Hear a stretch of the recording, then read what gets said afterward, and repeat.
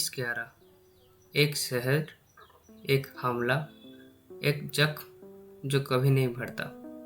26 नवंबर 2008 बुधवार की शाम थी।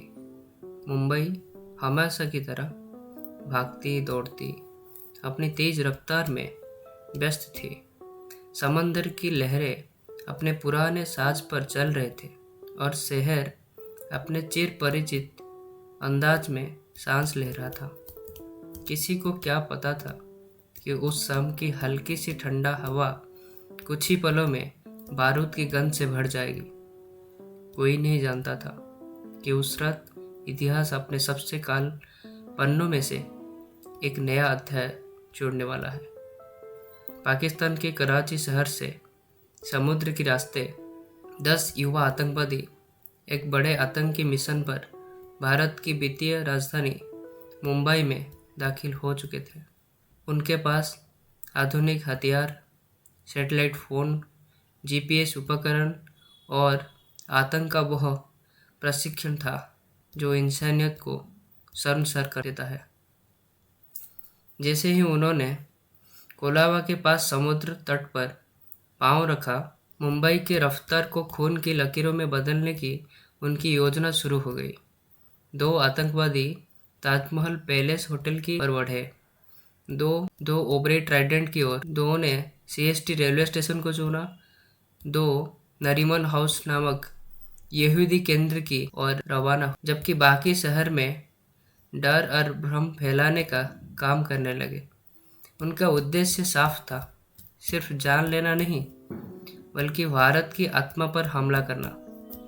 सबसे पहला हमला सीएसटी रेलवे स्टेशन पर हुआ।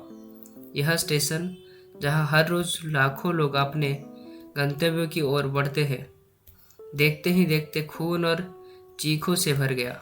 आतंकियों ने वहां मौजूद आम नागरिकों पर अंधाधुंध फायरिंग शुरू कर दी। प्लेटफॉर्म जो यात्रियों के कदमों से गूंजता था, गोलियों की आवाज़ से और मौत की चुप्पी में बदल गया। लोग भागे, गिरे, चीखे, लेकिन गोलियों ने किसी को नहीं बख्शा। एक अकेले हमले में 58 लोग मारे गए और सैकड़ों लोग घायल हुए। वहीं से वे भागते हुए कामा अस्पताल की ओर गए, जहां उन्हें सुरक्षा बलों से मुठभेड़ करनी पड़ी। उसी समय ताज होटल और ओबरॉय ट्राइडेंट में भी हमला शुरू हो चुका था। वहाँ वे स्थान थे जहाँ देश विदेश के पर्यटक, कारोबारी और आम लोग ठहरे हुए थे। आतंकियों ने होटल स्टाफ और मेहमानों को बंधक बना लिया। उन्होंने कमरे दर कमरे तलाशी ली, लोगों को मारा और जगह जगह आगजनी की। होटल की ऐतिहासिक दीवारें जो सदियों से मेहमानबाजी का गवाह रही थी, अब गोलियों की आवाज़ से कांप रहे थे। होटल की ऊपरी से धुआं उठ रहा था और आग की लपटें दूर से दिखाई दे रही थी। ताज की सुंदरता अब आग की लपटों में छिप गई थी। नरीमन हाउस, जहां यहूदी परिवार भी का निवास था, वहां भी 2 आतंकियों ने कब्जा जमा लिया था। उन्होंने एक पूरा परिवार बंधक बना लिया और फिर धीरे धीरे सबकी हत्या कर दी। इस पूरी ऑपरेशन को लाइव मॉनिटर किया जा रहा था। पाकिस्तान से आतंकियों को सैटेलाइट फ़ोन पर निर्देश मिल रहा था। लियोपोल्ड कैफ़े, जो विदेशी पर्यटकों के बीच खास लोकप्रिय था, वहाँ भी गोलीबारी कर कई लोगों की जान ली गई। इस पूरी हमले ने न सिर्फ आम नागरिकों को निशाना बनाया, बल्कि भारत के जाबाज पुलिस ऑफिसर और सुरक्षा बलों की भी बड़ी चुनौती दी। सबसे पहले मौके पर पहुंचे मुंबई पुलिस की 3 बहादुर अधिकारी, एटीएस प्रमुख हेमंत करकरे, डीसीपी अशोक कामटे और एनकाउंटर स्पेशलिस्ट विजय सालस्कर। उन्होंने बिना किसी देरी की मोर्चा संभाला। उन्होंने आतंकियों को पीछा किया, लेकिन एक भीषण गोलीबारी में तीनों शहीद हो गए।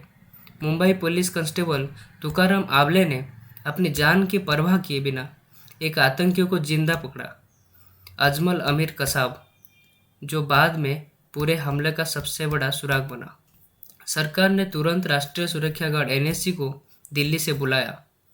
ब्लैक कैट कमांडो मुंबई पहुंचे और ऑपरेशन शुरू किया। एक के बाद एक उन्होंने होटल और अन्य जगहों पर छिपे आतंकियों को ढूंढ निकाला और मार गिराया। लेकिन यह ऑपरेशन आसान नहीं था। लगभग 60 घंटे तक लगातार मुठभेड़ चलती रहे। गोलीबारी, बम धमाके और आग ने पूरे शहर के सांसें जैसे रोक दिया था। देश की धड़कन थम गई थी। हर टीवी चैनल पर यही खबर चल रही थी कि मुंबई जल रहा है। इन 60 घंटों में जो वीरता, समर्पण और कुर्बानी हमारे सुरक्षा बल ने दिखाई, वह भारत के इतिहास में स्वर्ण अक्षर में लिखी जाएगी। ताज होटल से लेकर नरीमन हाउस तक हर एक इंच जमीन को उन्होंने खून और पसीनों से बचाया। अंततः 9 आतंकवादी मारे गए और एक अजमल कसाब पकड़ा गया। उस जिंदा आतंकी के गवाही और जांच से यह स्पष्ट हुआ कि वो हमला लश्कर-ई-तैयबा नामक पाकिस्तानी आतंकी संगठन द्वारा रचा गया था। जांच में पाकिस्तान की भूमिका साफ सामने आई और भारत ने अंतर्राष्ट्रीय मंच पर इसका मुद्दा उठाया। कसाब पर मुकदमा चला, उसे दोषी ठहराया गया और अंततः 21 नवंबर 2012 को पुणे की यरवंदा जेल में उसे फांसी दी गई। लेकिन उसकी फांसी ने उन 166 लोगों की जान वापस नहीं ली जो उस त्रासदी के शिकार हुए।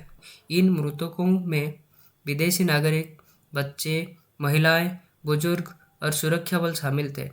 इस हमले ने 300 से अधिक लोग घायल हुए, कुछ शारीरिक रूप से, कुछ मानसिक रूप से। ये घाव आज भी देश की जहन में ताज़ा है। इस घटना ने भारत की आंतरिक सुरक्षा प्रणाली को झकझोर कर दिया। हर साल 26 नवंबर को हम इस दिन को काला दिवस के रूप में याद करते हैं। ताज होटल के सामने वाली 26/11 स्मृति दीवार हो या सीएसटी स्टेशन पर आयोजित श्रद्धांजलि कार्यक्रम, हर जगह शहीदों की याद किया जाता है। सरकार और आम जनता उनके बलिदान को नमन करती है। बच्चे उनके किस्से पढ़ते हैं, जवान उनकी प्रेरणा से ताकत पाते हैं और हम सब कभी ना भूलने की कसम खाते हैं। 26/11 केवल एक आतंकवादी हमला नहीं था, यह भारत की आत्मा पर एक आघात था। लेकिन इस आघात के बीच भी जो शक्ति उभरी, वो भी भारत की एकता, साहस, बलिदान का परंपरा। हमारा देश ने ये दिखा दिया कि हम टूटते नहीं, हम और मजबूत बनते हैं। ताज फिर से खड़ा हुआ, लोग फिर से सीएसटी पर लौटे, नरीमन हाउस फिर से रोशनी में नहाया और मुंबई वह फिर से भागने लगी, और तेज और बेहतर। जैसे कह रहे हैं, मैं डरती नहीं हूँ, मैं झुकती नहीं हूँ, मैं भारत हूँ। जय हिंद, जय हिंद, जय Hind. Thank you very much. Please like, comment and subscribe.